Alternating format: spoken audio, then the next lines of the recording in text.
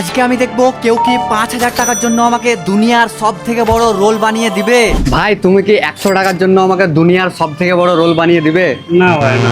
200 টাকার জন্য দুনিয়ার সব থেকে বড় রোল বানিয়ে দিবে? না আচ্ছা 500 টাকার জন্য? না ভাই না। আচ্ছা তোমাকে যদি আমি 1000 টাকা দিই তাহলে কি তুমি দুনিয়ার সব থেকে বড় রোল বানিয়ে দিবে? বানিয়ে দাও। আমি তো ভাবতেই পারিনি ভাই 1000 টাকার মধ্যেই মেনে যাবে। এরপর সে কিন্তু 3টে রোলের আটাকে এক করে ভালো করে বেলতে শুরু করলো, আর দেখতে দেখতে জিনিসটা তো অনেক বেশি বড় হয়ে যায়। ভাই তুমি কি এর আগে কোনোদিন এত বড় রোল বানিয়েছো? না না না।